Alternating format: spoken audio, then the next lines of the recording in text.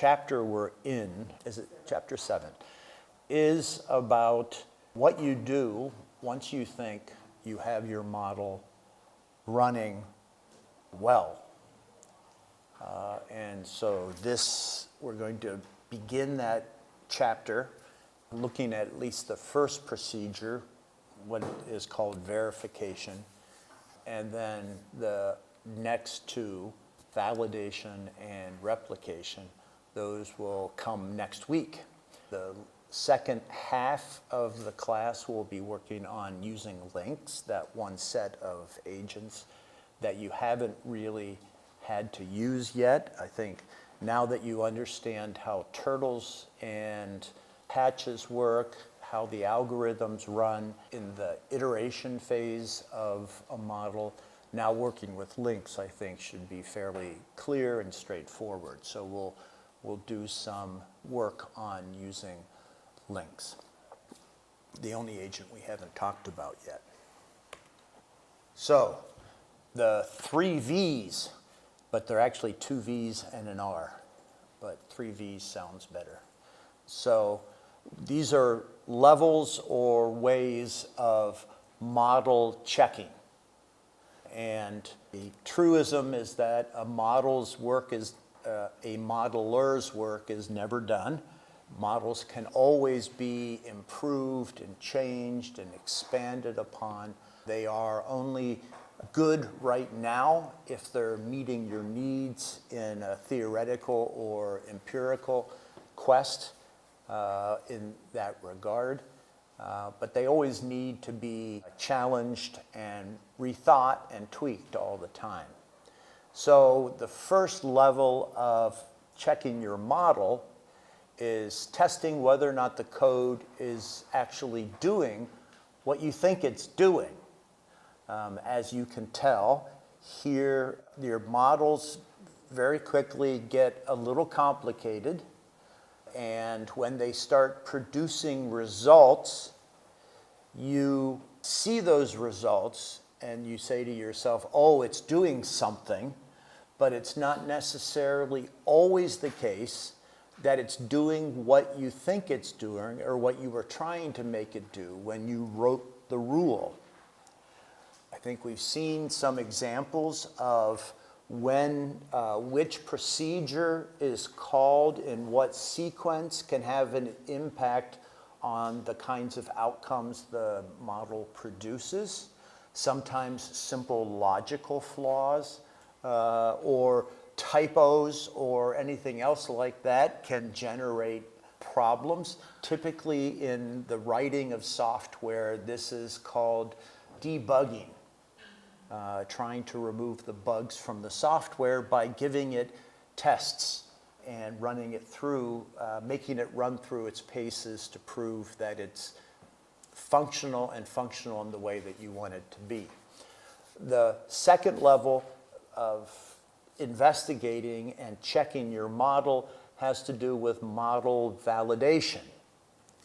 And this step takes you out of modeling as such and asks you to compare the outcomes that your model produces to the world that it represents.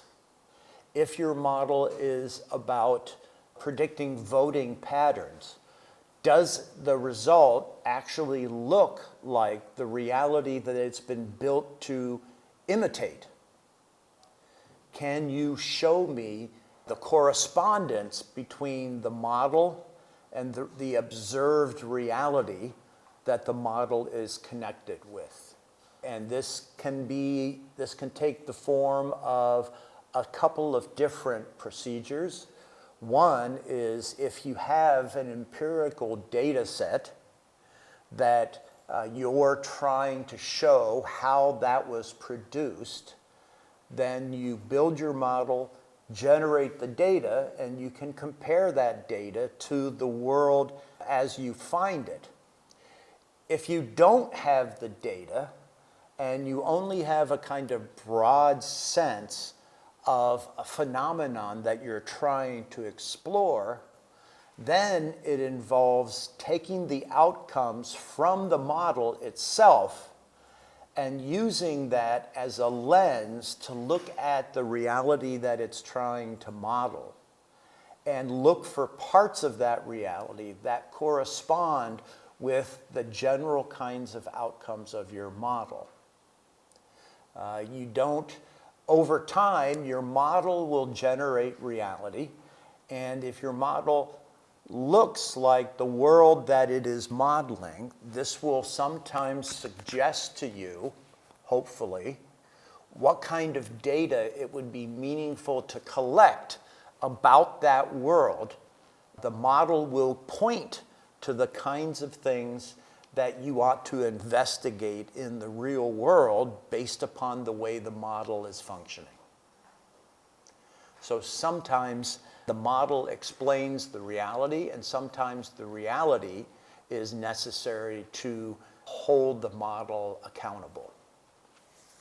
The last level of model checking is the one that we're not going to actually do, but it involves working on these kinds of projects in a community and making sure that you give your model and all of its explanations and all of its reasoning, you give it to other people so that they can first understand your model, and secondly, to see if they can replicate your results.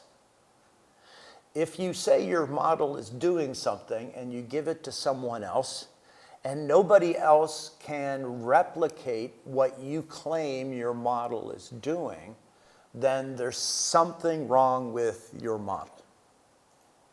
Right? This is actually a much more widespread problem in the social sciences than oftentimes we are willing to admit.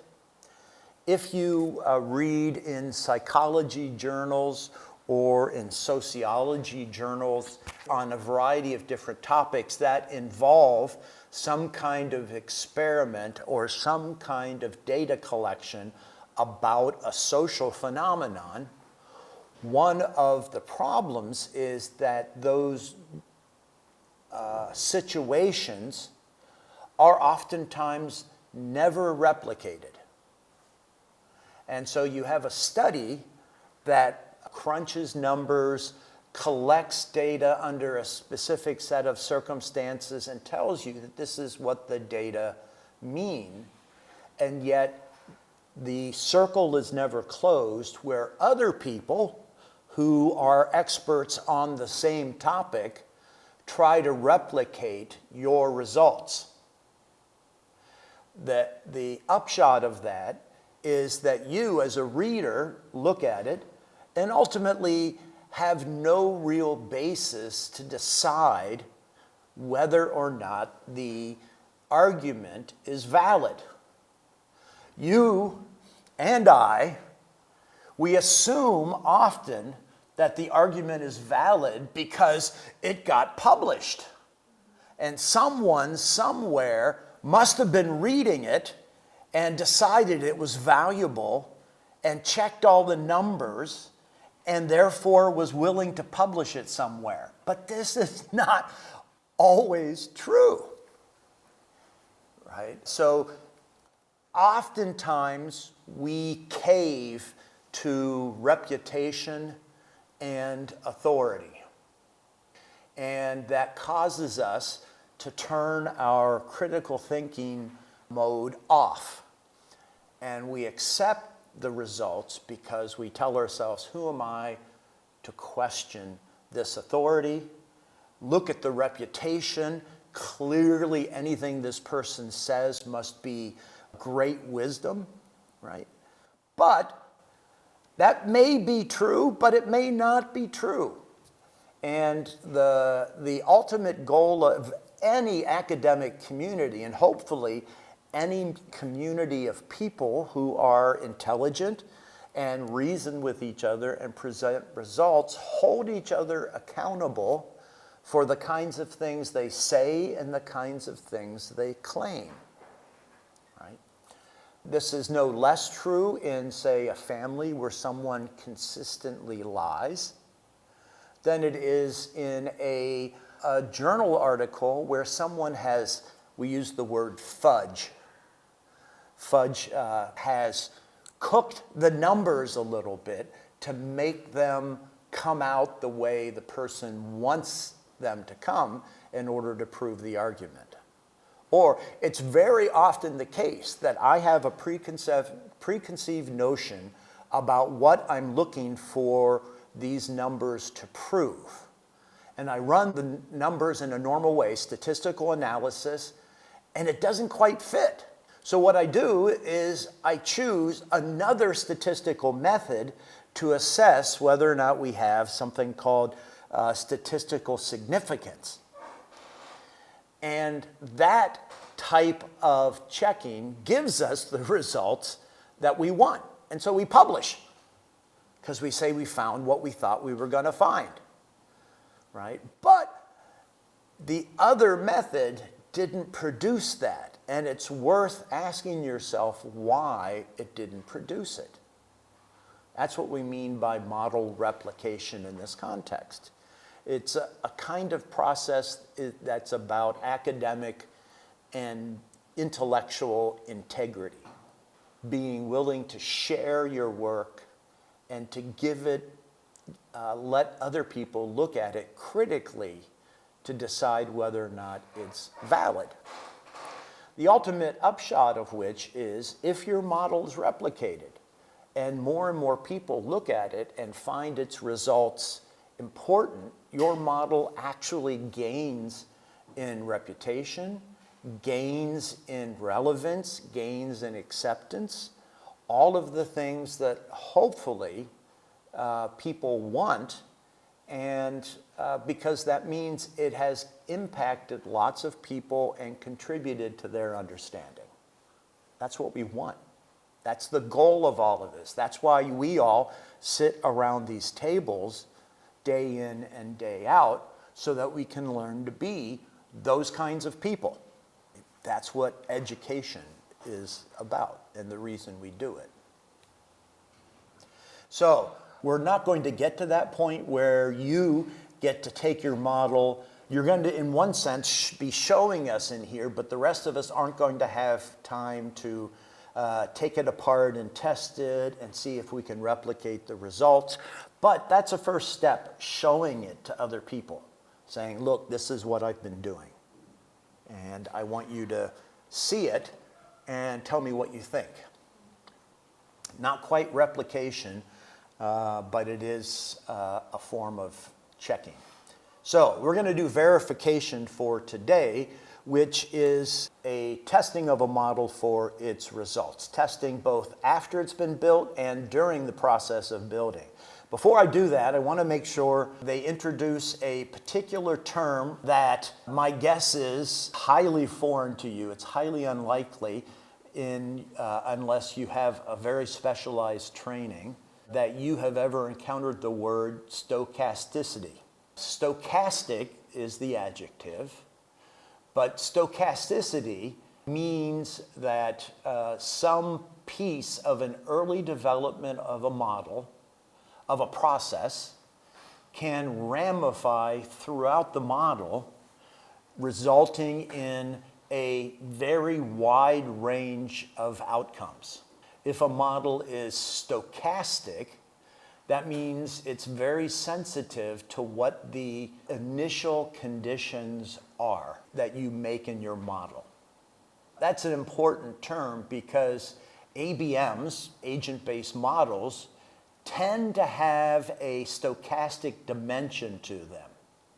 And part of that is, at least part of that, because we oftentimes add random elements or randomized elements that can vary. If a basic number at the beginning of your model can have a value of anywhere from 5 to 100, that's a very significant change in a potentially very important variable in your model, and it will permeate through the entire model, throwing your outcomes in wildly different directions.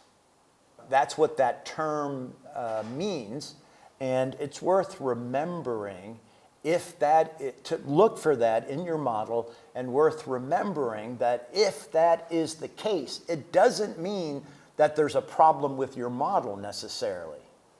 It may simply mean that you need to evaluate the results in a slightly different manner than you would if there was no stochasticity in the model. You can think of your model as sitting on a spectrum between fully deterministic models, which should produce always identical results, and not fully random, because that would just be chaos, but increasingly randomized components in it that will result in a much more diverse range of outcomes. The method by which you deal with stochasticity in your models and a wide range of outcomes is to run a statistical analysis on it, to look at the distribution of outcomes and plot those. And in that plot, you will see patterns begin to emerge that will help to explain the range of behaviors of this model. And it can very well be that that model actually corresponds to reality. That reality is stochastic in that way. And that's an important thing, and it's actually a strength of agent-based modeling that it can do this.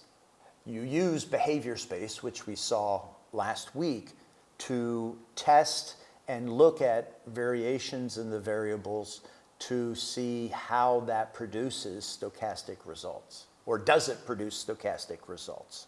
We'll talk more about sensitivity versus robustness later today, those qualities of a model that the book discusses.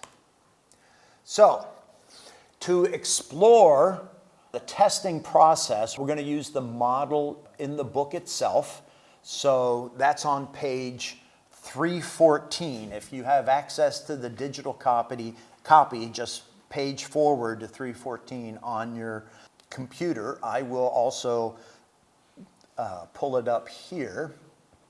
This is the model we're going to work with. They start in this explanation with something that I think is really valuable. What you see up there on the top of the page is actually a model. It's an analog model that represents an agent-based model. You probably know this as a simple flow chart, right? This is a flow chart of what you want your model to do. You want to, if you look at the descriptions and the cells, in stage 1, you want to initialize the agents to random votes, right? That's your setup. In the building an agent-based model, you call that a setup. You want your voters, this is a voting model, to have undetermined voting tendencies, right? So you ask them to set their votes random.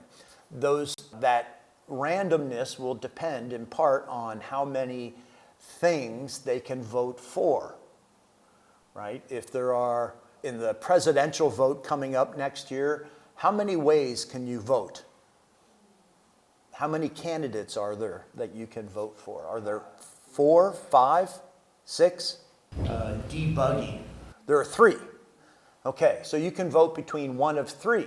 So in this example, you would initialize the agents with random votes, and you would do that by asking set vote. Your vote would be your personal view. Set it a random n of 3 turtles, right? It would be set 1, 2, or 3. No, ask turtles, set vote random 3. That's what we're talking about. And that would then give the turtles values of 1, 2, and 3, but you couldn't predict in advance which turtle was going to have which value. Now, the next step in this model that we're talking about is we're going to have to find some way to visually represent the values, the voting tendencies they have. So let's color those agents based upon what number they've been given. If they're a 1, they can be blue. If they're a 2, they can be red. If they're a 3, they can be green, right? So that's the first step. If you're running your model now, The first cell up there, the curved one, that's the setup. Then you're into the iteration process that says to go. And that to go is the set of rules that introduce permutations to all the agents in the model. And it will, just like in your model, loop. If you see up here, you have 3 rules that govern the loop. The first one is change the color of the agents. The second one is that the agents are going to count the votes of everyone around them, what we call in NetLogo their neighbors. And I'm going to change my vote to whatever everybody else around me votes, or what the majority is, the largest subgroup. Then I'm going to pass it over to the last component, which is the stopping condition that says, has the system stabilized yet? If yes, stop. If no, loop back. Now, recolor the agents on the vote, ask the agents to count all of the neighbors around it, and change your vote again to the majority. Now, has the system stabilized? Has it stopped fluctuating? No. All right, loop again. Do it again. And keep doing this until that last triangle results in an answer, yes, it has stabilized. Then you move to the out, right? See the Y and the N there? So on that loop going back, has the system stabilized? If it's a no, it's an if-then, right? This is an if-then.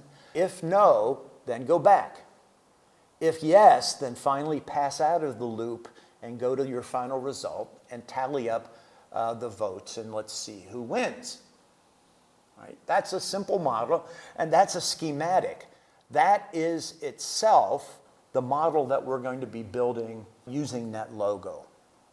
What I like about this is that if you're having trouble conceptualizing your model and the steps that it's going to have to go through, oftentimes developing a flow chart about what pieces are passing what information to what other pieces, right? What arguments are calling variables or values to themselves through this process. It's oftentimes really valuable and transparent what your model's doing if you can generate precisely this kind of flow chart.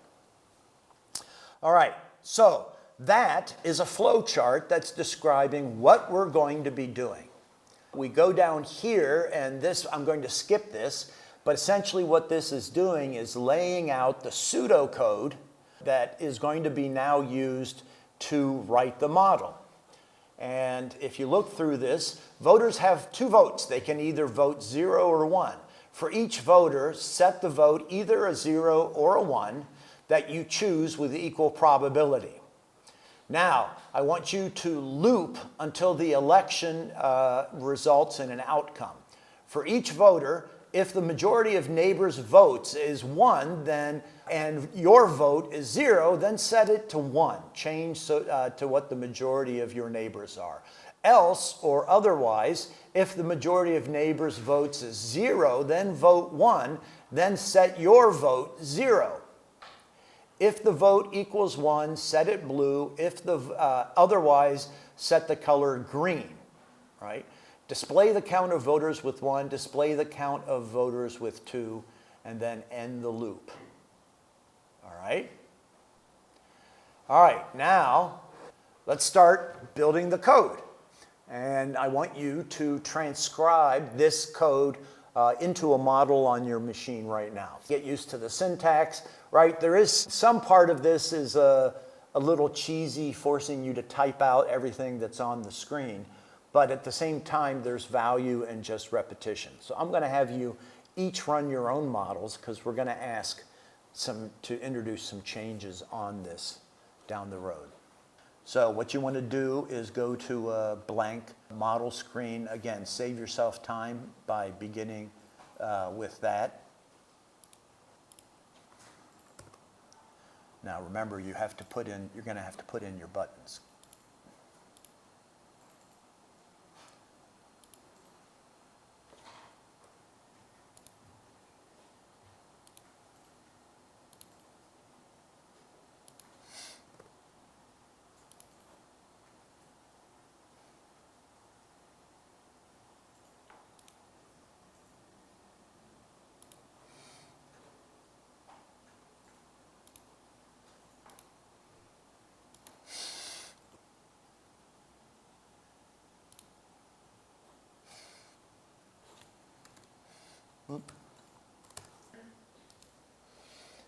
If you're building your model and it's throwing a red error in the interface, it's because you don't have, from what you cut and paste, you don't have the to go command.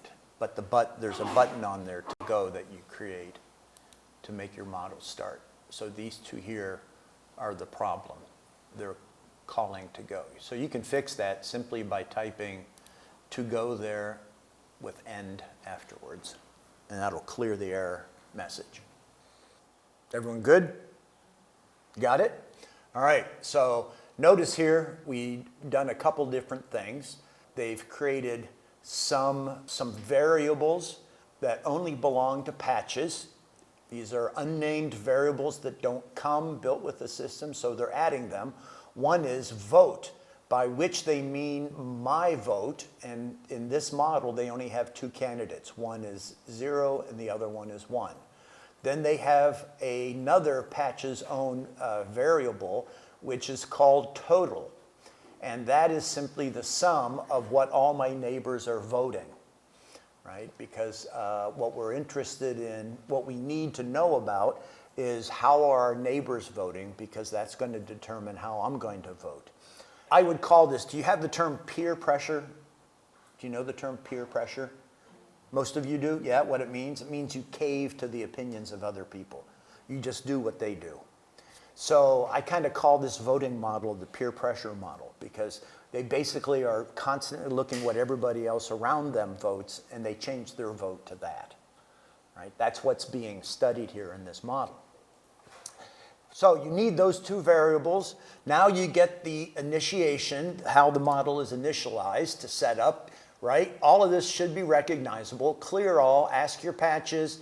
If random2 equals 0, which is half the chance, set your vote to 1, right? So random2, and it equals 0, a random2 is always going to produce either a 0 or a 1. So you're going to set, if it equals 0, set the vote 1, and if random2 equals 0, then set the vote 0. So it's basically assigning these numbers with a random mechanism for distributing it. Now look at the next one. Ask the patches recolor patch. Now recolor patch should make an alarm in your mind, because there's nothing in NetLogo called recolor patch. So that means that's a procedure that the person making this model is inventing, and you're going to have to define it. So to do that, you're going to have to go down to here. Whoops. I think I have to move that X. I'm going to move it down here because I prefer to have those down there. So recolor patch, and then close the model, or close that procedure with a bracket, and then end. So that's all to set up. That's a completely functional model. What recolor patch does is define, okay, recolor patch. The model says, what is recolor patch? Down here it says, hey, this is what you do if you want to recolor the patch. If else the vote equals 0, set the P color green. Otherwise, set the P color blue. So if else means if vote is 0, set P color green. Otherwise, or else, set the P color blue. So either this condition or that condition, and hit end. All right. Now, if you go to this and you hit setup, it's going to color things green and blue. And roughly, the number of squares in this model should be more or less the same, an equal number of blue and an equal number of green.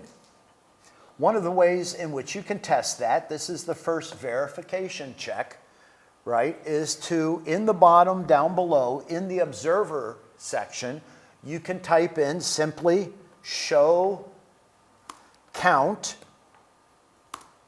which is a tally of something. So I want you to show a count of, what are we counting? Patches. What kinds of patches?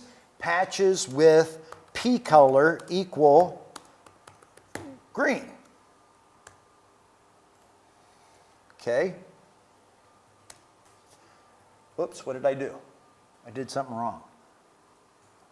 Show count patches. Oh yeah, I skipped with. With P color equal green. And then hit return. And at least mine's reporting 794. Show count patches with P color equal green. So I check it, and it says 794. Well, in order for me to know whether or not that code is working, there should be roughly an equal number of blue patches. So what do? I simply go down here, grab that piece of code. I'm going to copy it, Control C, Control V, and then I'm going to change it from green with P color green to P color equal blue. Otherwise, completely the same code. Oh, crap. What's going on? What did the rest of you guys get? 794 green and 295 blue. Well, I kind of thought that too. I kind of thought there was, just looking at it, way too much green, right? There should be more blue. That's what I thought. So what does this test tell me? Something wrong with my code. Well, okay, good thing I ran that check. Let's go back and see if we can figure out what's wrong with that code. Okay, I got vote, total. I'm just declaring variables that belong to patches. I clear all, and I ask the patches, if your random number equals 2, set your if random 2 equals 0, either 0 or 1, set your vote to 1. If random 2 equals 0, then set your vote to 0. Then recolor patches down here. That looks fine to me. What's going on? I'll give you a hint. The error is in the setup command. I think those two things do in order, something from there. It's about the order? Yes. Okay, well, we can fix that by grabbing these. They should do together rather than by order. If I cut that out and put that up here, that is, I'm changing the order. Do you think that'll fix it? I think they should do it. Okay, hold on. I want to try this. Just see if the order in which we do it, because sometimes that happens. Okay. Now what happened? It did change, and I set it up again. It is better than before. But we can test it here.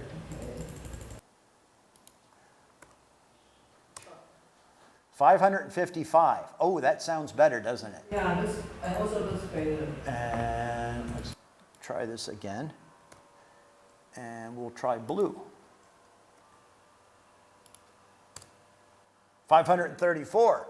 Now we're cooking. So changing the order fixed it. But the correct answer was exactly what Mei Lin suggested, is the error, we need to change that procedure from this complicated thing, doing it each one once, to making it one single line of code. So how might we do that? How might we fix that?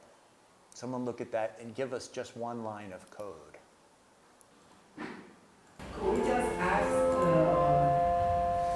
you just randomly assign them 1 and 2 and the opportunity is half?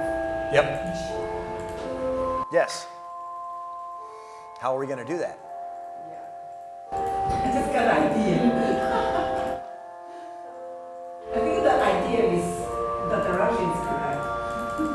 Yeah, I think your idea is correct too. So what I did here was ask patches, set vote random 2, and then I asked to recolor patches. And then if I go down to recolor patches, I did this thing, which is what you were suggesting. Let me make it bigger. If else vote equals 0, set P color blue, otherwise set it green. In the other model, we had if and if, right? This uses an if-else command. So, ask patches, we're looking at votes. So instead of asking each one of them to do something, how about let's just set it random 2. And then the other thing we need to do is ask them, well, color yourself based upon those values that you attribute to them. And then you see this command here that we saw before, recolor patches. And you can go down here. Let me see if I can get the other model back here. This actually is the same. If else vote equals 0, set P color green, set P color blue. This is where the problem is. If random 2 equals 0, set vote 0. If random 2 equals 0, set vote 1. So, oops, setup, if else vote. Now, the next thing that in the book itself is I asked you to check the outcomes by using that command line. And that's what we were doing. We went to the command line here and just asked it to count things up. Show count with P color blue, show count with P color green. If we go back here though, we can integrate the check setup procedure into the model itself. Right? Which, if you look now, check setup is part of the setup procedure. Okay, I always want you to check the setup. The first piece of code that I have here is to recolor the patches. Then I ask you to check setup. So to check setup, it sits right here, is you have to do this. Or say that's a built-in self-check in your model to find out whether or not your model's doing what you think it should do. Now we'll look at this. There might be a couple things in here that you haven't seen before if you have some math. First off, there's the let, so you're declaring a local variable. We've done that many different times. That local variable is called diff. Diff is short for difference. Let the difference absolute, so make diff the value of the absolute value. That means if it comes out negative, turn it to a positive. If positive, then a positive, right? Absolute. Everyone know what an absolute value is? Anybody not seen the absolute value thing? Have you ever seen absolute value? You know what I mean? Yes. Yeah, in math, it's always going to be that, but not in this one. So. Always positive, right? -7 equals 7, right? And 7 also equals 7.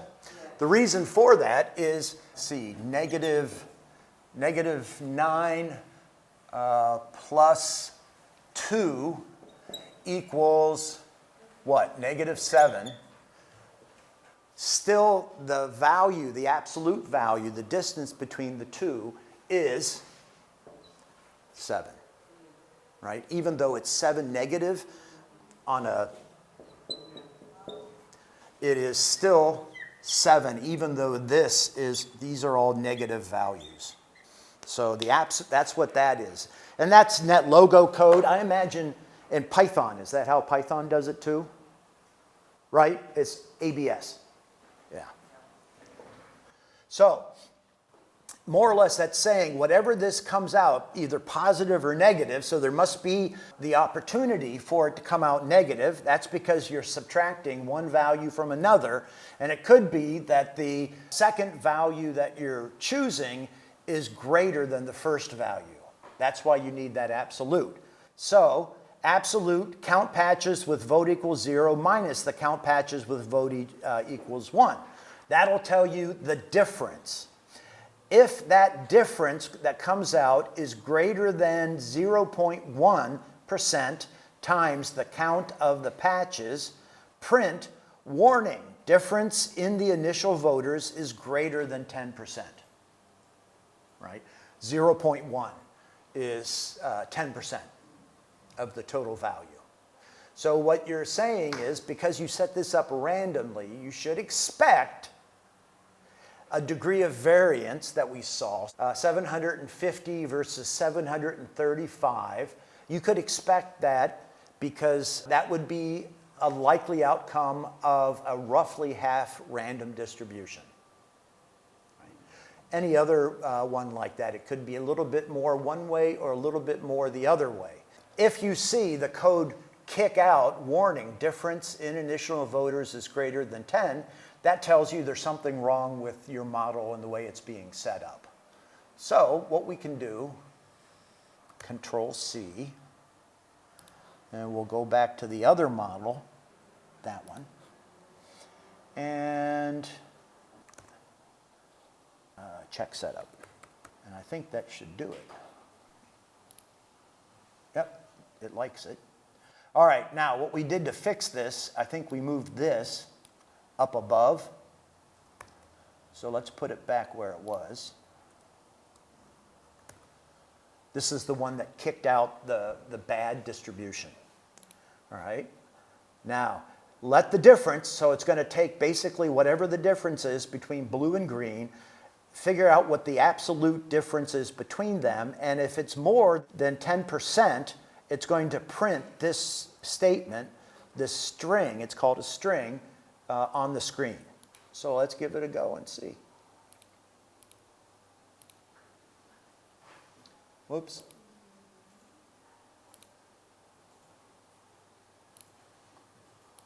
I'm not getting the string. Where's the string? Oh, it's down below. There it is. Look, warning, difference in initial voters is greater than 10%. Set it up again.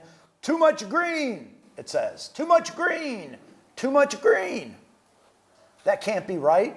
That's what it's saying, really. It's saying, that can't be right. That can't be right. Something's wrong here.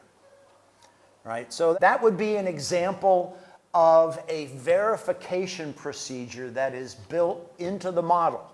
Right? And it's going to catch that problematic programming and it'll tell you, hey, wait a minute, your model isn't doing what you intended it to do. All right. There we go. All right. So we saw the flow chart, we saw the pseudocode, we wrote the setup, we wrote the check and looked at the outcomes. Because you're randomly distributing the vote, you should get 50-50. And so you're setting the deviance value at 0.1. Because the outcomes are sometimes susceptible to stochastic effects, it is always best to run the procedure multiple times. Although in this case, the model is such a simple stage, it's highly unlikely that you're going to get a wild range of values. It's too simple for that. All right, the verification code is presented on 317, right? And we need to now write the go code. I heard the bell, which, if I'm a good professor, means I give you a break. So you get a break, and then we'll cut and paste the go code in. Okay, remember, go all the way back to the flow chart and our loop. This is the part we did all of this setup initially. Now our job, not only we went above and beyond that, we initialized all the agents, gave them random votes, and then we checked to make sure that we did that right. Now we come to the looping process here. That's the go procedure. So we want to color the agents based on their vote. We want to count all the neighbors and change their vote to the majority. So this part right here is what we need to do next. And then we need to ask whether or not the system has stabilized, by which we mean that it's achieved a kind of situation where most of the votes are no longer switching back and forth between one candidate and another. All right? So if we go forward to the go procedure, where's the go? That's the setup still. Here's the go procedure. You can grab that if you want and bring it into your model. Which page? 317. So once you have this all on the same page, you're going to have, first off, your setup procedure. Then you have the self-check. Check the setup, which is a procedure typed into the setup. So that happens automatically. Now we get to the go procedure where the actual social dynamics happen. You're going to ask your patches to set total, right? And notice we haven't defined total yet. Total was a variable up at the very top that we gave to patches.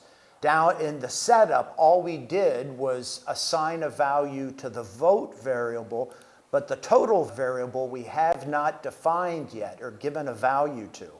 So we want to ask the patches, set total to be the following number. And they put parentheses, these curved parentheses around here. As a rule of thumb, the parentheses are to make sure that the mathematics is clear to the program. That is, that you want that entire piece of code here from sum all the way to the end to produce some single numerical value. And by putting parentheses around that, you're emphasizing that it is a single number. And that number is to be the sum of the vote of all your neighbors. So whatever their numbers are, that vote you are going to create a sum, and you're going to assign that to the number total. So at the end of this, each patch is going to have a single number that represents the majority view of all the neighbors around you.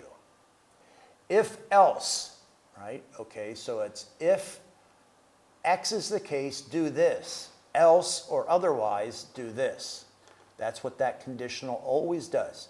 If a condition, namely vote equals 0, and the total of the vote is greater than or equal to 4, then I want you to do this. Set the vote to 1. If the vote is not 0, that is, you get a false from that statement, then go over here and do this piece of code, which says, look at the vote, and if the number is 1 and the total is less than or equal to 4, set the vote 0.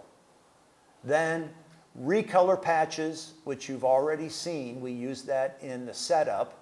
It'll recolor the patches to reflect the new realities of how people are voting. And then tick. So you all have that code together, and you run your check, set it up, and go.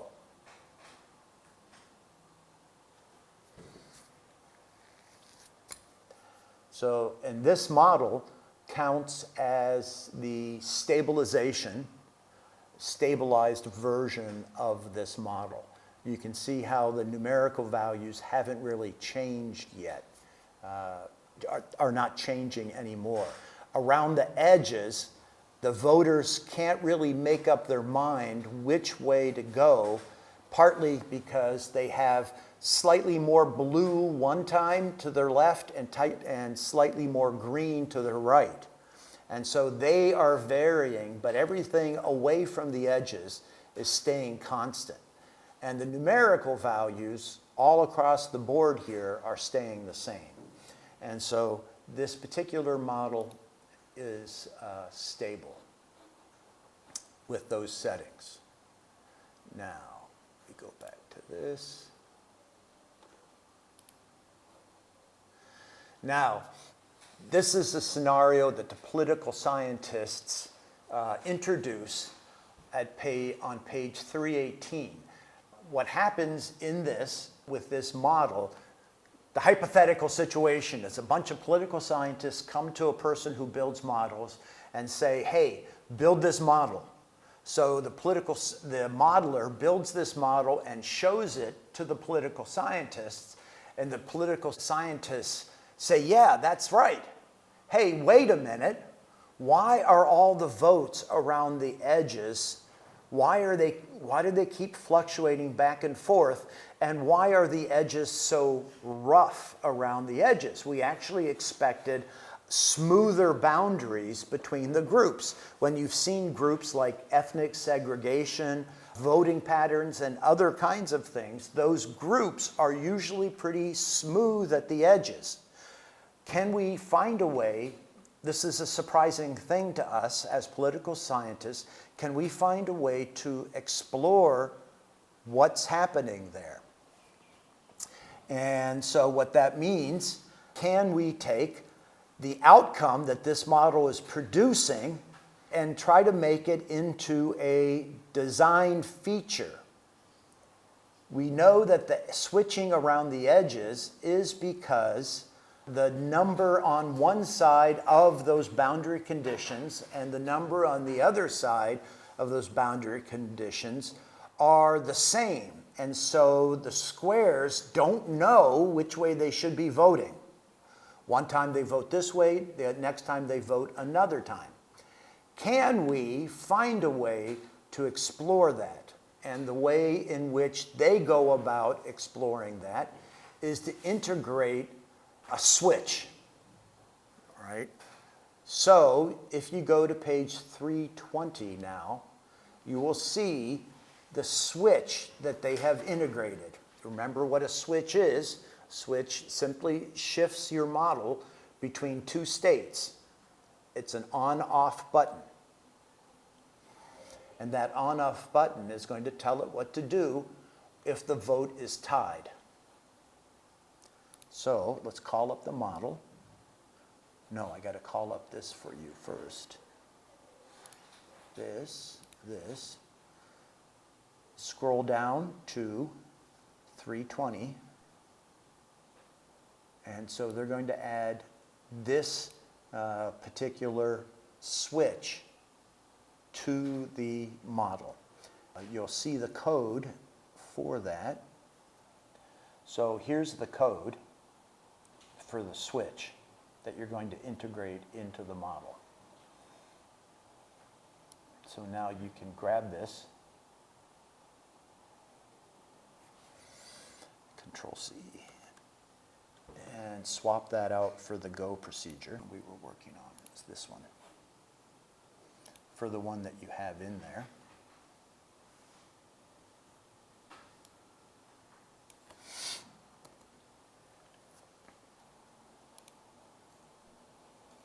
Yep. Add your switch.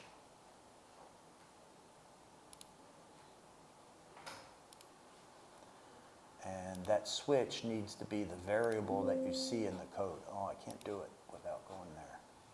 So I would stop, go away, cancel. I would go back to the code, see change vote if tied, question mark, copy that little piece. See, it says hasn't been defined. It'll get defined by the switch here.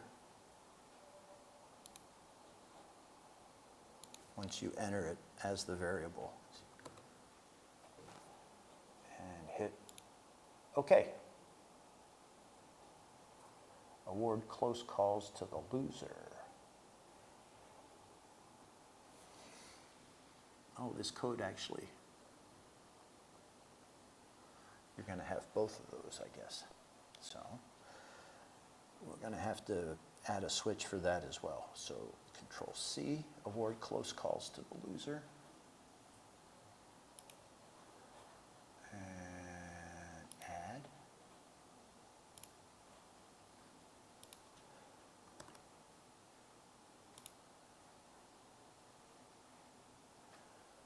that's not true. We have a recolor patch defined somewhere.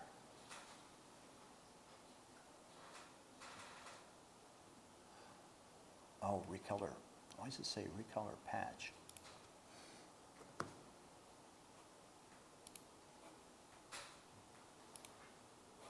All right. This is what you end up with. So you have these two switches that define the two global variables that you imported, right? The first one was change vote if tied, yes or no. So switch. Basically, you're switching from one vote to the other. And then the other one is if there are close calls, that is, there are two side by side, vote for the loser, the underdog, which is a slightly different condition that they define in here. But we're leaving both of those off for the moment. There, get it off it. Oh, wait a minute, let's do this. There. All right, blow it up some. So we set it up. And if we run it by normal, look, our self-check here, down here in the bottom, I haven't gotten an error saying that the difference is greater than 10%, so I know that my random distribution is working. I can hit go once to see how the first switching iteration went. Let's loop through and do a second time, do a third time, do a fourth time. Now let's just hit go constantly. And we get stability. Now, let's change your vote if the vote is tied. Basically says that one of these edge conditions are going to change their vote from one thing to another if there's a tie. Whatever they were before, vote for the other person.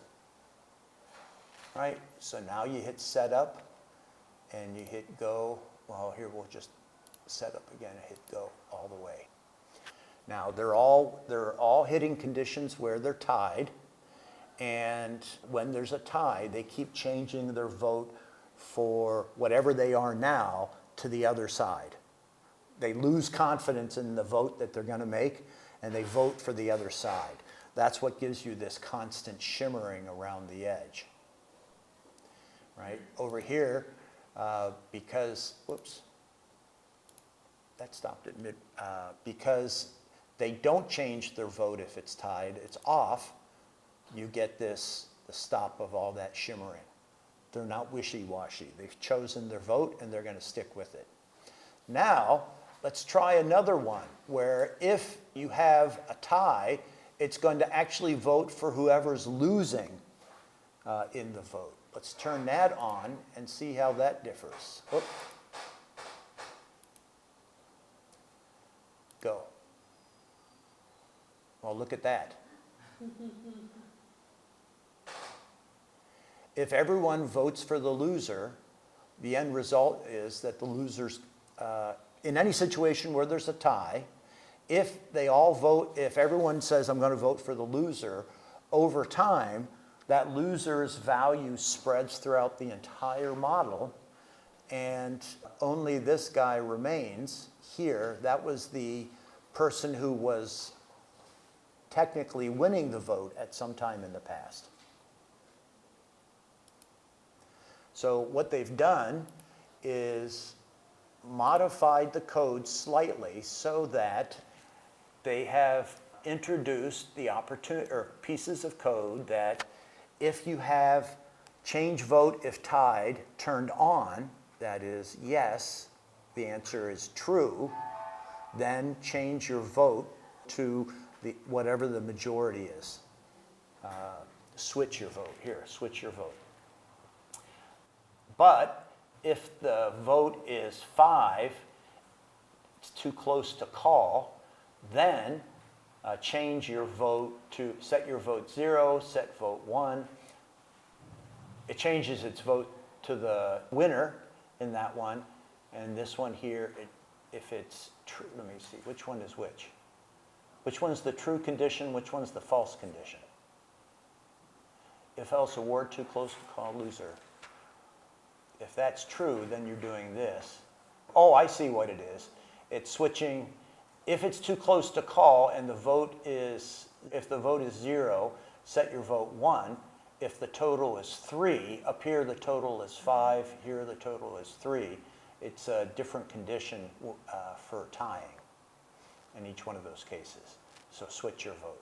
Vote for the loser. So what they've done is, in essence, they, if I turn both of those off and hit go, oh, I'm sorry, stop. If I turn them both on, hit go, and I let them run, this is the model as if I didn't add anything else to it. And they want to understand why it's doing what they're doing. And so they add this condition of exploring whatever's happening around these edges that causes that shimmering to occur. And one theory is that everyone's changing their vote if they encountered a situation where it's tied. This one, everyone's changing their vote if it's tied, but they're going to vote for the person with the fewer votes in the neighborhood instead of doing it. That's the most interesting one to me because it literally drives a bunch of the candidates to extinction. It kind of results in an extreme outcome. Okay, that's the voting model. Questions on that? All the code is in there. It may be actually in the models library itself. If you go down to, if you look in models library, discard what we've done, bam, we're in chapter 7. Voting component verification, voting sensitivity analysis. Those are the two that we started with. This one is the first one, and then we went to the sensitivity analysis. Those are in the library.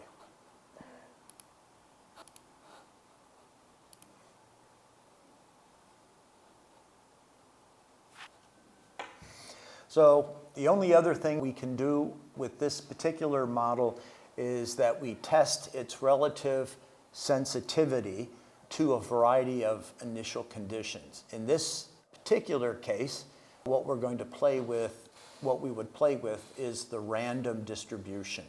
If it's 60-40 versus 55-45, we do that with slider variables that you run at increments, exactly the way you've used behavior space in the past. If the outcomes are very similar, then your model is not particularly sensitive, and it results in the term is, it's called a robust model. It's a very strong model in the sense that even as you tinker with the initial conditions, it keeps heading toward the same outcome. That means it is not stochastic, that term we introduced early on.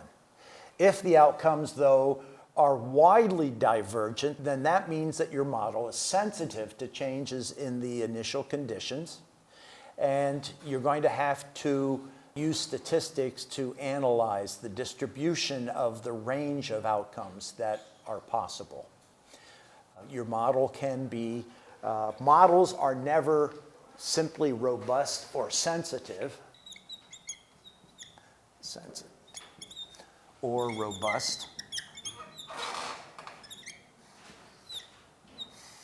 That's always a continuum, and most models sit somewhere in that range, in between.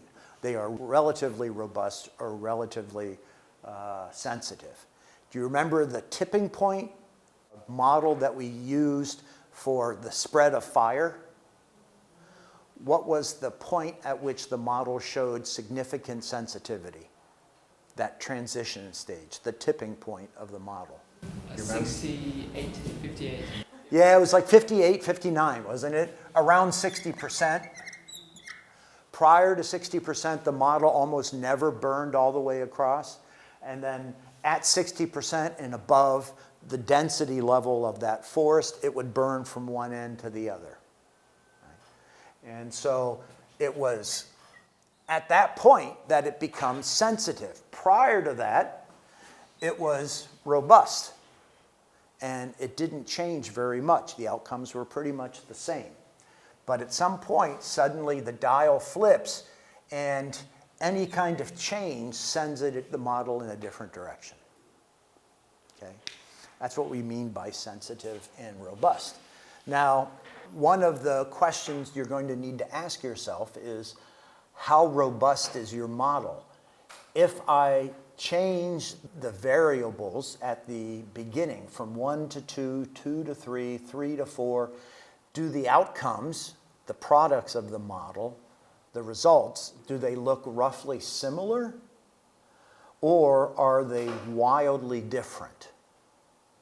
Then you want to ask yourself, should they be wildly different? Or should this change here not matter very much? This is especially important when you have variables that are interdependent with each other. Term we use is concatenated. They are linked together so that when one changes, it sets off a feedback loop that changes other variable values, and it runs wild in your model. That happens when one value is linked to the value of the other variable. So, a model's work is never done. Verification is a process. Your model is only ever as verified as it is verified. Right? To date, the best you can say about your model is, to date, no bugs have been found that are problematic. There may very well be bugs there, but you can't detect them. The reason why you get security updates, Windows updates, the reason why all of your software goes through updates is because over time, bugs are detected, right? Flaws in the software are found. As a matter of fact, I don't know if any of you have ever signed up to be a beta tester, right? A beta tester, you have an alpha piece of software is raw and not really ready for prime time. To be a beta tester, they have a relatively finished piece of software, but they themselves are not confident that they can run it through all the checks and processes to figure out whether or not it's working properly. So they release it to a bunch of people and say, do your worst to it. Test it, try it, run it. And when 1,000 people use it, if there are some problems in there, chances are they're going to pop up, and that information will be sent back to the software manufacturer, and that'll be like an arrow pointing right to where the error is that they didn't see. And that's the whole role of beta testers. Beta testers get exciting new products of software first. And so being first is important, especially if you're enthusiastic about testing the newest and greatest and latest software. But you only get that because you then are doing work for the people who made it. They're crowdsourcing their quality control process, which is fine. It's fun to do. What did you beta test? And a game.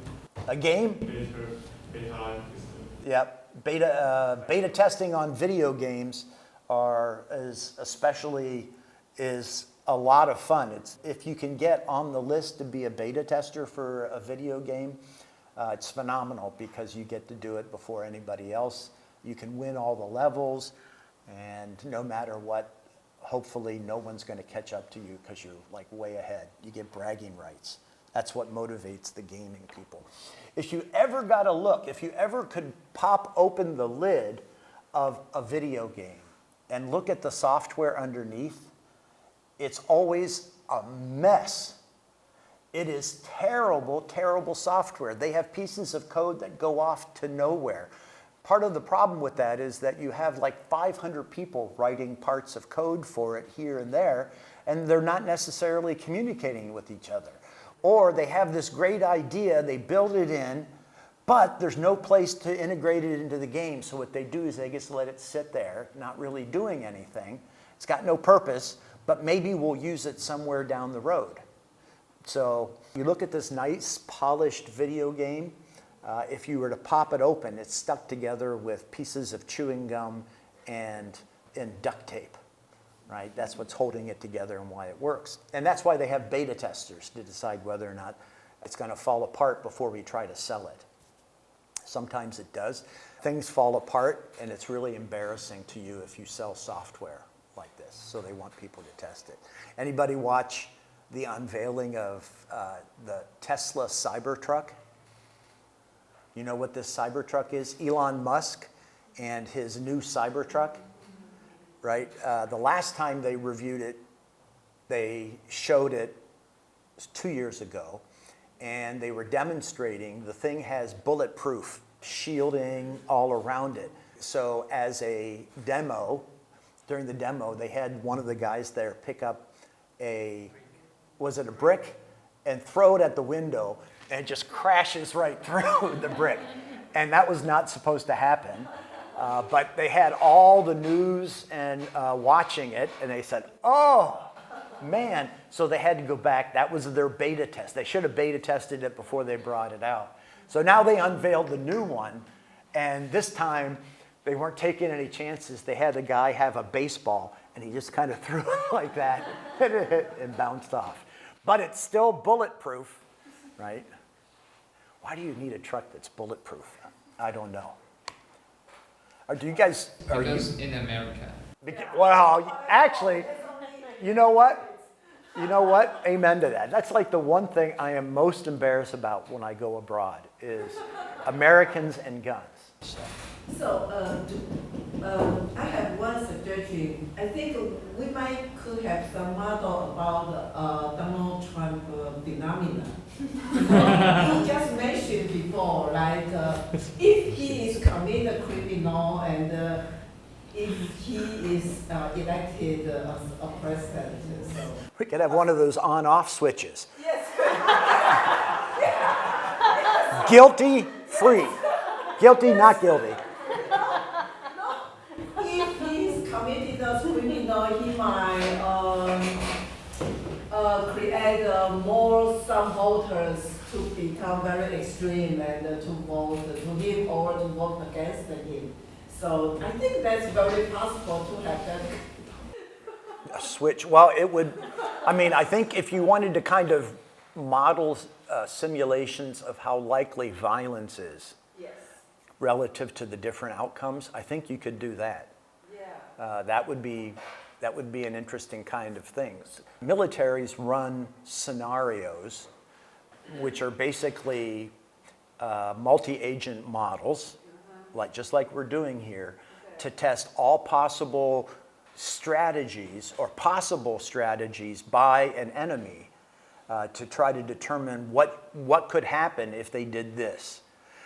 And then we try to anticipate that, and we come up with counter strategies. I guarantee you that the military of Taiwan has models of every way in which China could attack Taiwan. Yes. Yeah, definitely. And they keep all of these on file, and then they ask their military leaders, are we prepared for this possibility? Are we prepared for that possibility?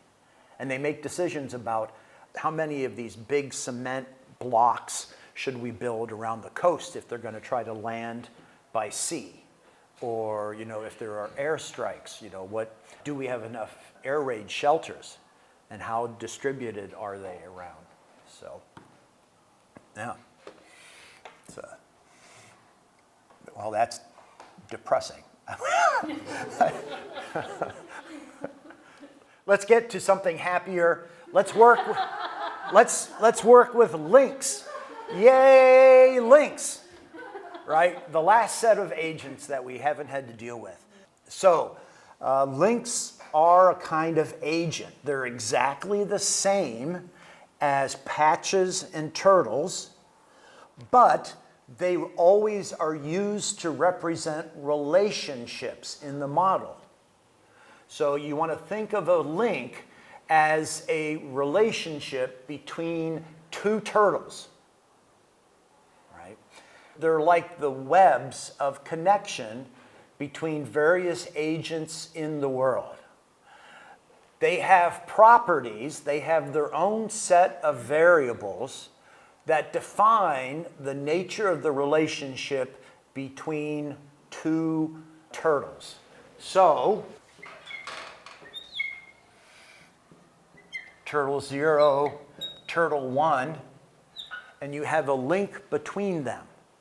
This link is itself an agent, and that agent will have properties. So think about the relationship between those two. What kinds of properties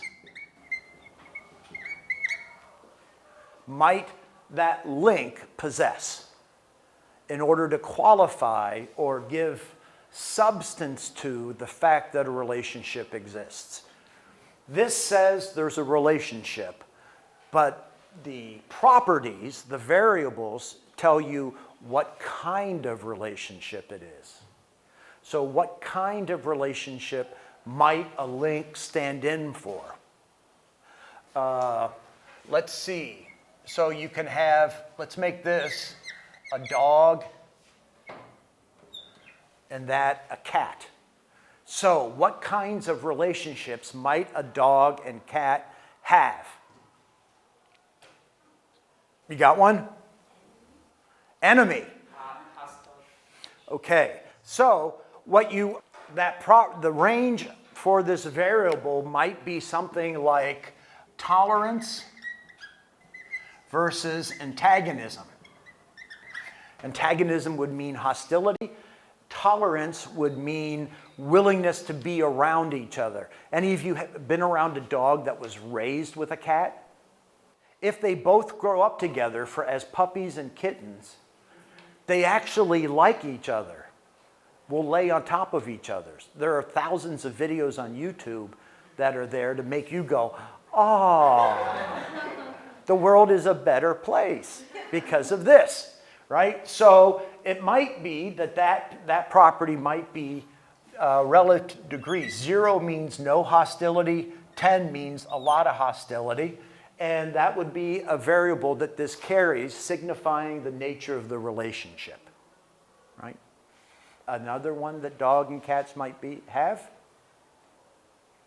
Any of you have, if you've had pets in your homes, do you have problems with hair everywhere? Right? Well, another could be hairiness, right? How short-haired, long-haired.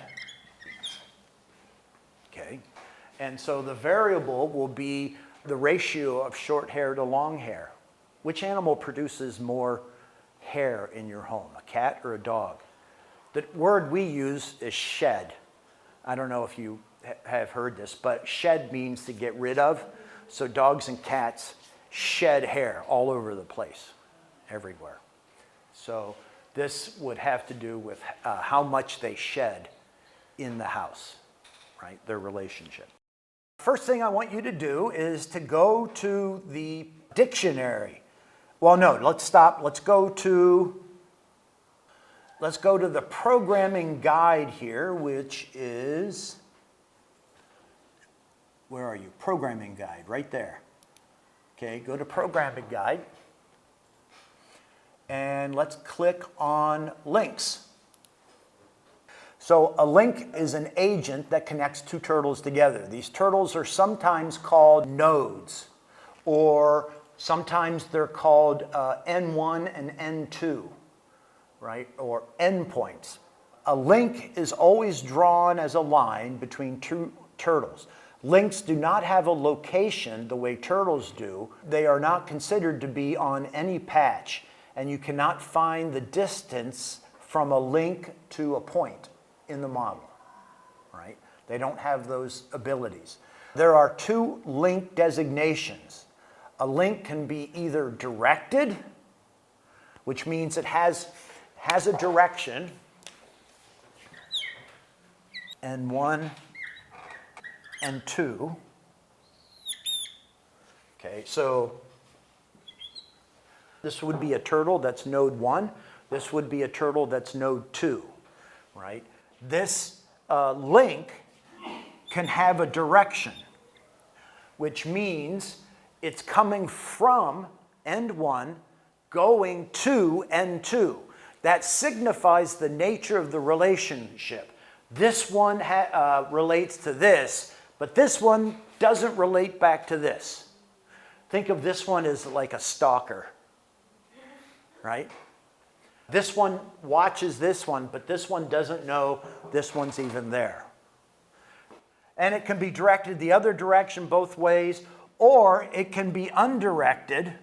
And so what it's going to look like is just like a line. And that means that the relationship between the two is reciprocal. Each one knows the other one, and they have a relationship. That changes the way. You might want to think of this one, if it goes like this has power, this one has no power in the relationship. When it's reciprocal, then they are equal, and they can swap information back and forth. So if you're doing something that has to do with relative power dynamics, or, for example, information about job opportunities, one possessing a lot of information, another one possessing no information, right? That's a power distribution, and you could represent that by a link. A directed link always comes out of somewhere or from somewhere, and that is one node, and it always goes into or simply to another node. The relationship of a parent to a child could be modeled as a directed link. An undirected link appears the same to both nodes. Each node has a link with another node. The relationship between spouses or siblings could be modeled as an undirected link. There is a global agent set of all links, so you could write ask links and call all links in the model, just as with turtles and patches. You can also create undirected links using the create link with or create links with commands. Those would also invoke or produce agent sets in the world. Create link to, create links to, just plural, create link from, and create links from. Those pesky plurals and singulars. Once the first link has been created, directed or undirected, all unbreeded links must match. Links also support breeds. So in the same way that you can make people that speak one language as opposed to people that speak another language, you can make different breeds of links. So one breed of links you could call information flow. And another set of links you could call financial flow. And so one would represent information that's exchanged between two people, two agents, two institutions. And then the other one would represent exchange of resources and money from one to the other. And those then can be colored, different colors in the world. They have different variable sets, the same way you can do with breeds of turtles or breeds of patches. No problem. It's impossible to have two unbreeded links where one is directed and the other is undirected. So you can't have, if you create links, just create links, they either have to all be directed or they have to be both open. So, in general, all of the terms that we're going to look at next, all the primitives can be understood based upon what kinds of links they're dealing with. So, for example, if you encounter any link primitive that has the word out, that usually means that it is outgoing and undirected links. You can think of these as links I can use to get from my current node to another node. In general, these are probably primitives you want to use. Primitives that have in their name utilize incoming and undirected links. You can think of these as the links I can use to get to the current node from some other node. Primitives that do not specify in or out or have a with message associated, word in its name, usually is utilized by all links, both directed and undirected, incoming and outgoing. Those are your generic ones. Link with versus link to or link out link from. A link's N1 and N2 variables contain, those are given variables for a link. They come with every link. Always will contain a turtle, right? If the link is directed, then it goes from N1 to N2. That's the direction of the link. With N1 will be the starting point and N2 will be the ending point. You'll want to sometimes call a turtle and you designate it as N1 or N2. If the link is undirected, N1 is always the older of the two turtles, right? Link breeds, like turtle breeds, allow you to define different types of links in your model. Link breeds must either be directed or undirected. Unlike unbreeded links, this is defined at compile time rather than runtime. Actually, now I'm asking myself how much of this you need to know at this point. I think we can safely skip the rest. So let's go back to the dictionary. If you have trouble watching this, you have the programming guide we went to, and then 2 entries down, you have the NetLogo dictionary. So you want to go to the dictionary, and if you look, that third set of terms listed there is link related. So all of these are primitives that's built-in terminology, built into the software that you use to create and manipulate links. Let's try to play around with some links to get a feel for them. So first off, let's open a fresh new model like this. I want it blank. You don't need any of the other like setup, go. You don't even need start or any of the other buttons. We're going to run this entire exercise from the command line down at the bottom. All right. So we're interested in links, but in order to have links, you're going to have turtles. So let's try by populating the world with a set of turtles. You use the same commands that you use when you're building your model in this command center in order to do anything else. So CRT, that creates turtles, and pick a number, whatever you want. That should result in a pile of turtles in the center. Now you want to ask the turtles, set XY, random X core, random Y core, right? And that just distributes everything around the model so that we have space between them when we're creating links. So let's ask 10 turtles. So ask n of 10 turtles, create link with, all hyphenated, right? Because remember that's a primitive. If you go back to the dictionary and look there, and then look up alphabetically, create link with, right there. Create link with one of other turtles. Ask n of 10 turtles, create a link with, then one of is a primitive, which says just pick one turtle out of all the other turtles in here and build a link to it. Notice this with means that the links are going to be undirected. So let's hit. And so now it creates a set of 10 relationships. And these are random, right? I asked n of 10 turtles, so random 10 turtles, create a link with one of the other turtles in the world. So all these relationships have been set up randomly.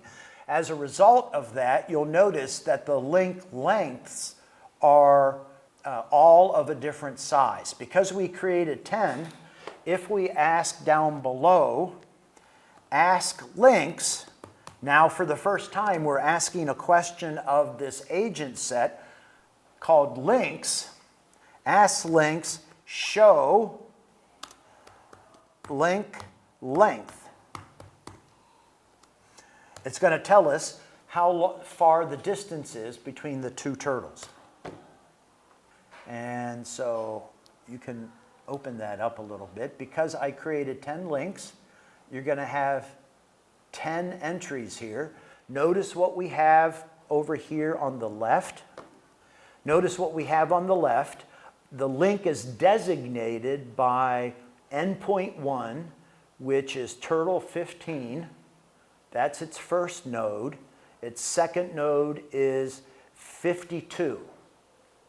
Okay, so whatever turtle is 15 and whatever turtle is 52, the distance between them that it's giving, ask links, show your link length, is exactly 13.288 down to a certain number of decimal points, patches from each other.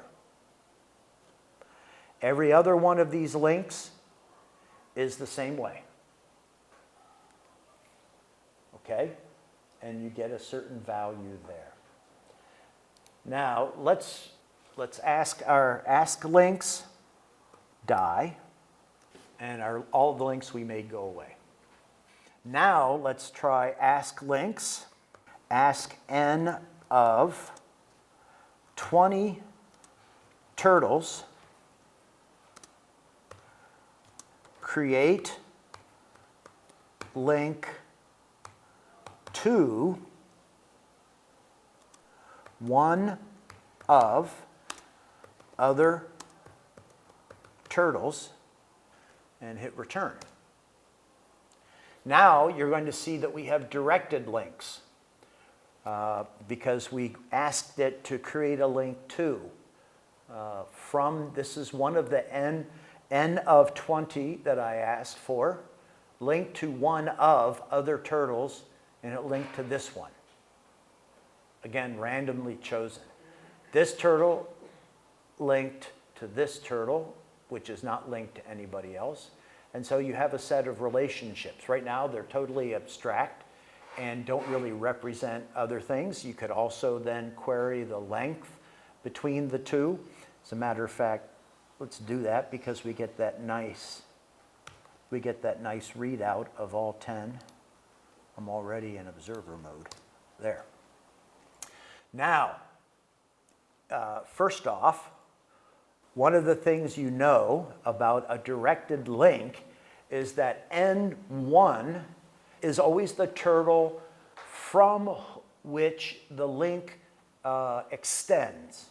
And so with this link here, I don't know which link this is, but it is always the case that 8 is going to be where that link started. So let's just say that's link 8 right there. That means over here, that particular turtle, I know for a fact, is going to be 19. As a matter of fact, let me do something here. If I right-click on that orange turtle, I can inspect that turtle, and it's 54, right? Let me see. Was it this one I clicked on? Now I forgot which one I clicked on. No, this one here. I clicked on that guy. So that's 54. This link goes up here in my world wraps, so that means it must be coming up somewhere here. Okay, we'll do something different. I'm going to try this one. Inspect that. 59 is the number of that turtle, which is this one right here. So now, if I click on this one, was it this one? Yeah. So what's this one going to be? If that other one, that lighter blue one is 59, what's the one at the end of this vector? There we go. So let's click on this. And it says right there, I don't even have to inspect it. You can see down there, it's turtle 83. And it's connected by a link that is 5983, right? That pops up when I click on the turtle.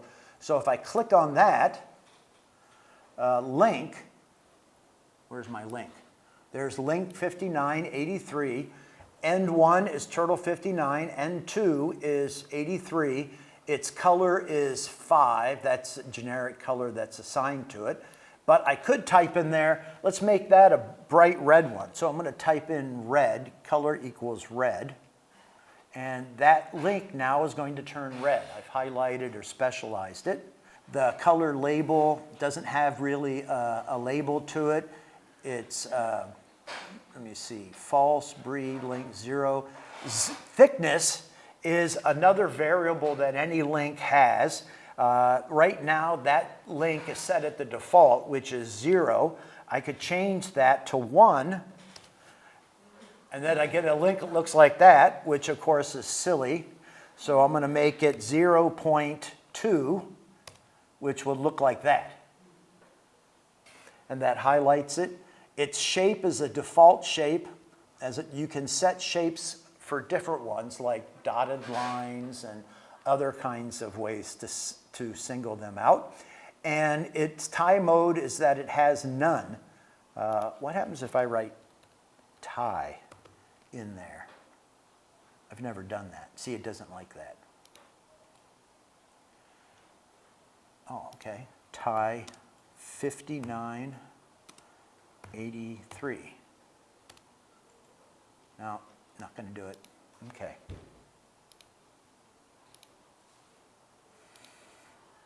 All right. So we've done that for showing you a couple different things. Go back into your observer line and ask your links die. All your links will disappear. Now, I want you to go into this, into the dictionary, and right now, try one of these link commands on your own. Click around in there a little bit. Remember, you're going to be looking at them and you're new to this, so you're probably not going to know exactly what they mean. But let's try something like create links from, create links to, clear all links. We could have used that before, not just die. Tie is another one. I'm going to show you tie in a little bit. Undirected link breed, if you want to create two different breeds of links, give that a go. Just play with those for a little bit and get used to this.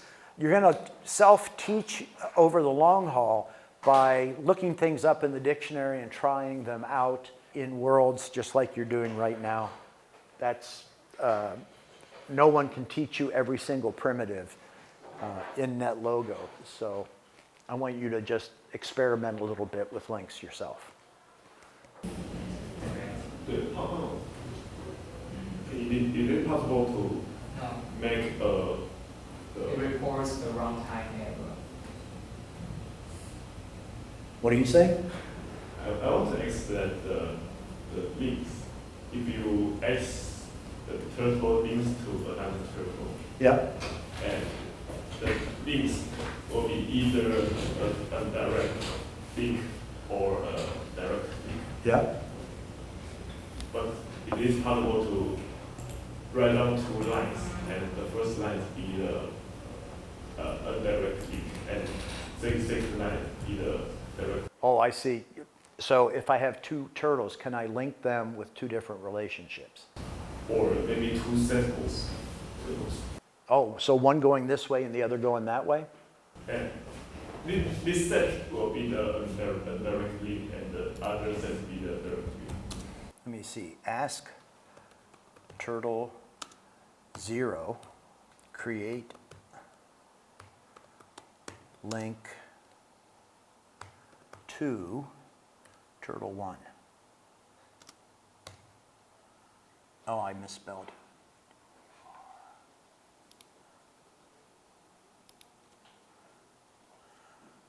Shoot, I picked the one that goes off the screen. No, wait a minute. Nope, it's like that. All right, so that's directed. Now, ask turtle 1. This is undirected you wanted? Yeah. Okay. Create link with turtle 0. Okay, moment of proof. That's what they were talking about in the programming. Can you ask the turtle to create link with turtle 3? that is directed? Undirected. Undirected. You can't, because the agent, once you create an agent set, even of one, that's either directed or undirected, then they all are that. So the links read with same identifier read name cannot be both directed and undirected. Correct. So what you do is, to control that or deal with that, you create breeds. So one of the things that I want you to see, I have clear your screen and create a single link between two of your turtles. Now, I don't know how many did I create, 100? You could pick any two turtle numbers to be the two ends of your link. So what you would type is something like this: ask turtle whatever number, create link to turtle whatever number. That's what you need. I use 0 and 1 just because those are the first two, but you can pick whatever numbers you want. Just create one single link between any two turtles there in the world. And once you've done that, ask one of the two ends of the link. So it can be ask turtle number whatever. Mine is turtle 0. Ask it to move. Ask turtle 0, forward 4. And what's going to happen is I'm going to have another typo. Is you're going to notice that when that turtle moves, the link moves with it. And one of the things you've done is you've changed the nature of the relationship between the two turtles. So that link adjusts itself to various conditions on either end, either of the two nodes. If ask turtle 0, repeat 10, right turn, random 360, and forward random 15.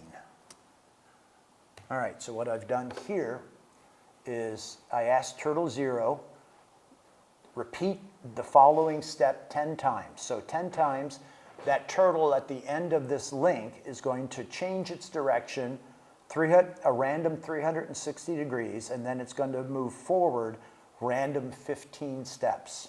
So anything from 0 to 15. I think I need to slow it down a little bit, don't I? If we're going to see anything.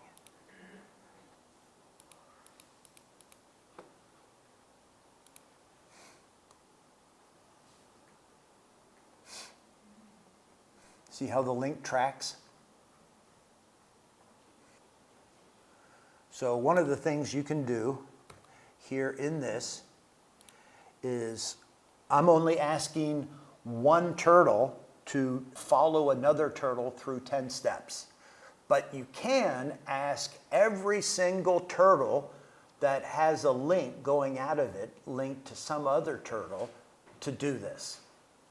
The end result is that all of these turtles will be following, remember the enemy and friends thing? It's a little bit like that.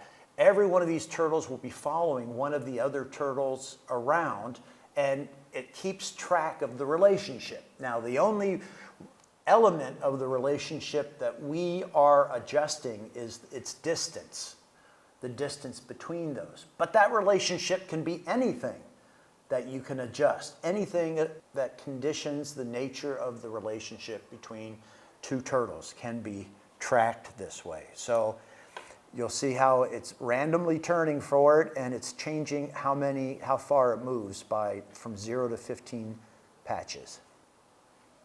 So this is pretty handy, especially if you're interested in tracking relationships in your model, if it is about that. Now, I want to change one more feature of this. Ask turtle 0, tie turtle 0, create link to turtle 1, and tie. How about if I just want to tie it? Expected command. Oh, all right. So Control X. All right. Clear all. Nope, not that. Clear all. Yeah, but I don't want to, if I hit regular clear all, it's going to get rid of my turtles. I just want clear all links.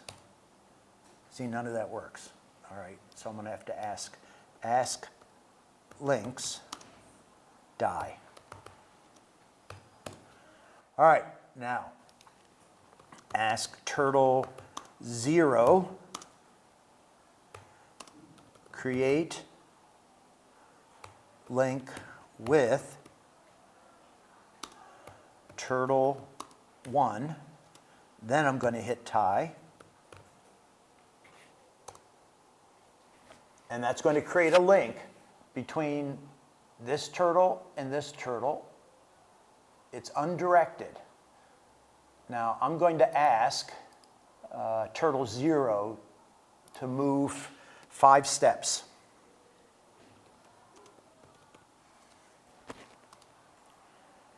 You'll notice what happens when I do this now. Because I've tied them, that's the phrase here, tied, that changes the nature of the relationship. That the connection between the two will remain constant. So every time that I ask the turtle to move 5 steps, the other one will move a corresponding 5 steps. See how that works?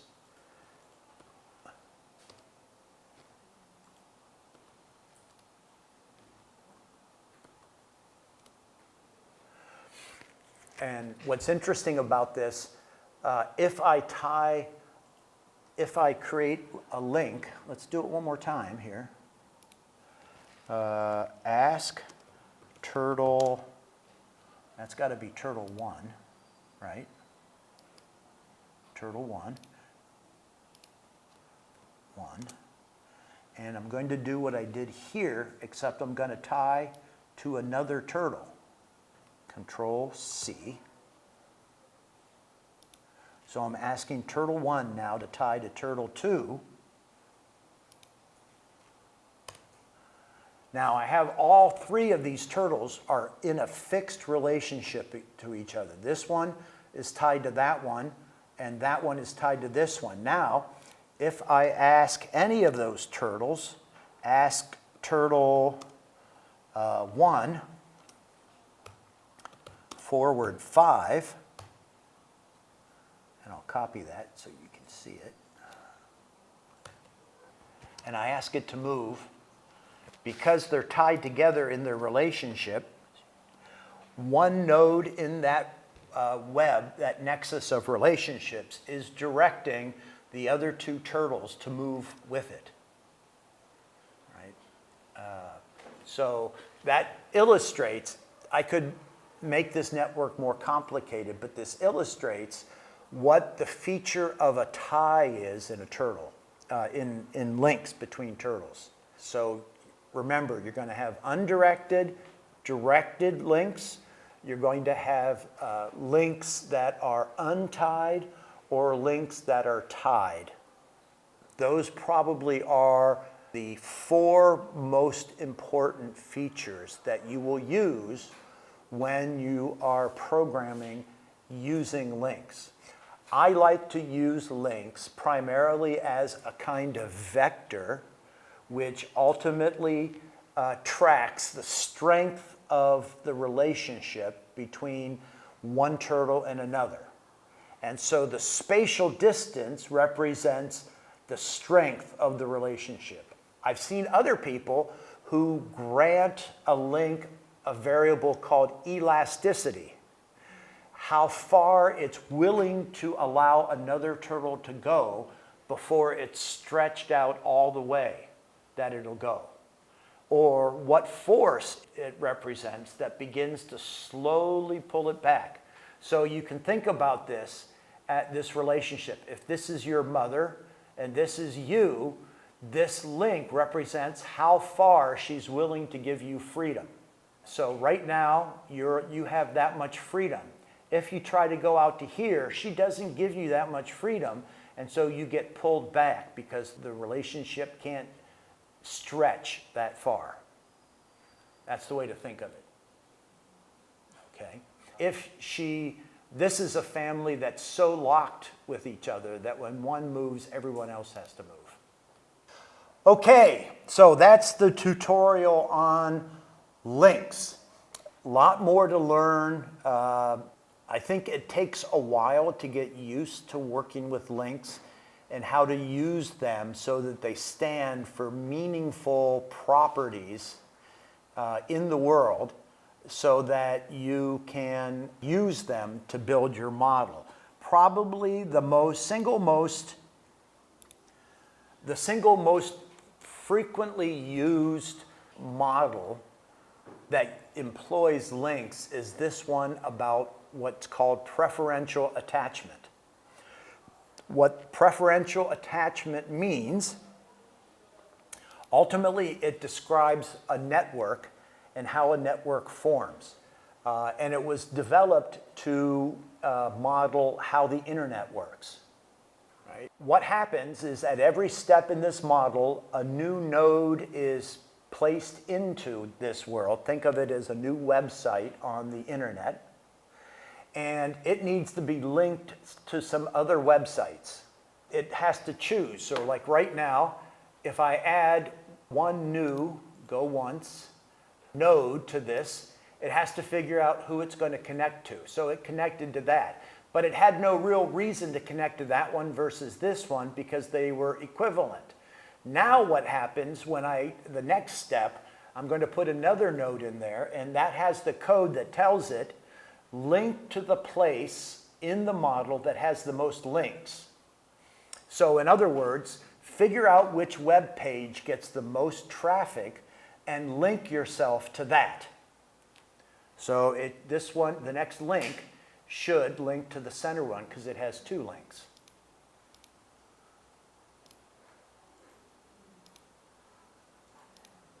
Oh, maybe it needs to get to a certain point before it makes some decisions about this. If I hit just go, we're going to see it begin to develop.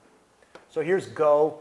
Basically, a network is forming. This is a model of the internet. Now this is an uncontrolled readout. It's basically, think of this as 3 dimensions interlinked. You can spread it out flat to redo the layout so that it's more legible.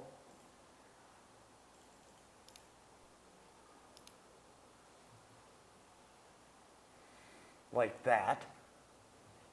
One of the other things you can do is this will allow you to resize the nodes. Oh, I see. There, layout off. That's why I wasn't getting anything. So right now it's just making the relationships. Now if I turn it back on, it will readjust that and spread it out so that you can see the networks. Now over here, this is going to reshape the nodes based upon how popular they are. So the more popular a node is, the bigger it'll be.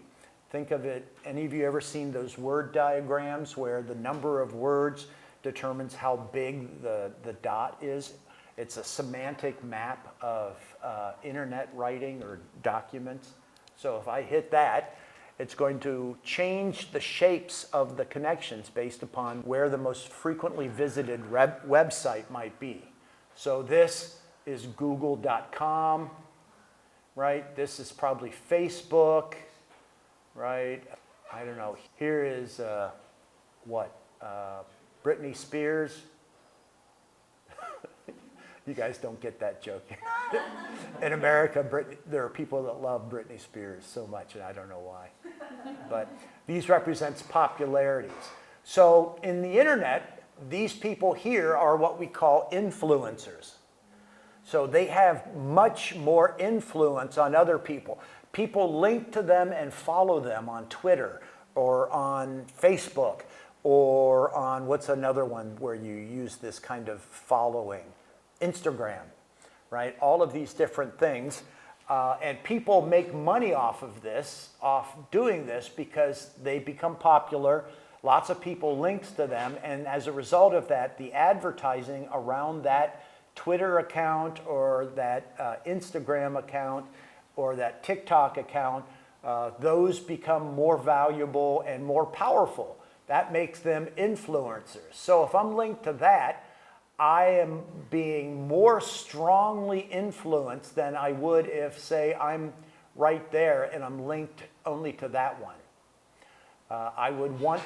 It would be helpful to me if I could get a closer link from there directly to the big power source, the big influencer. Does Taiwan have influencers? Who's the most influential personality on the internet that everyone follows?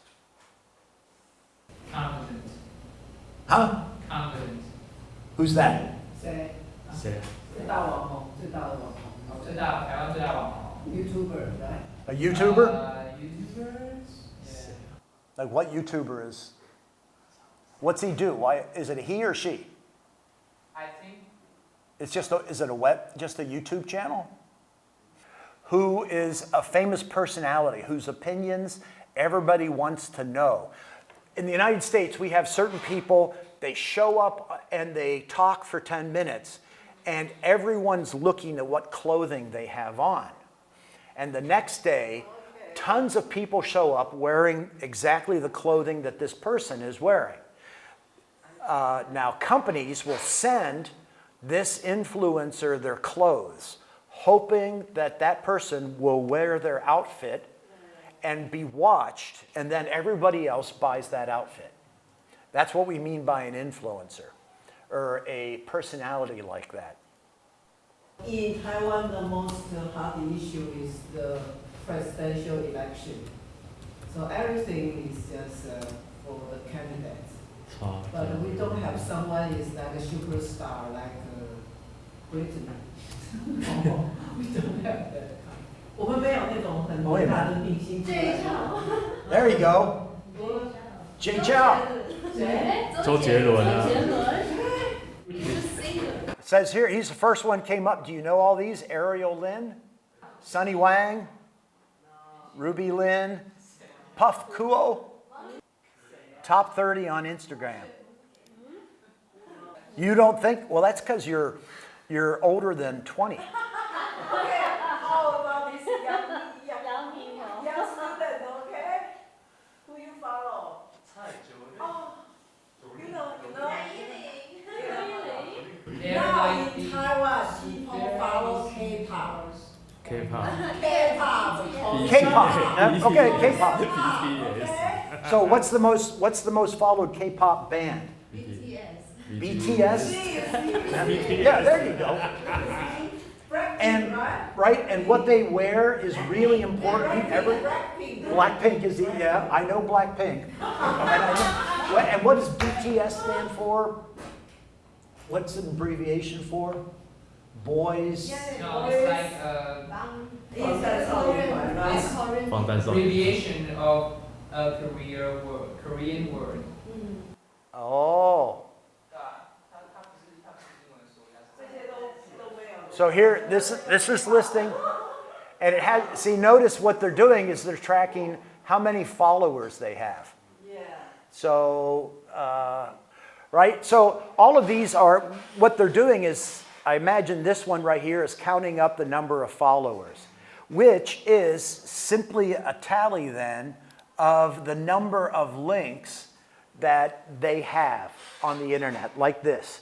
So this is a map of how people become influential, culturally influential, especially among young people who are immersed in this social media culture, right? So that's the end of links for today. We'll finish the 2 other forms of verification next week.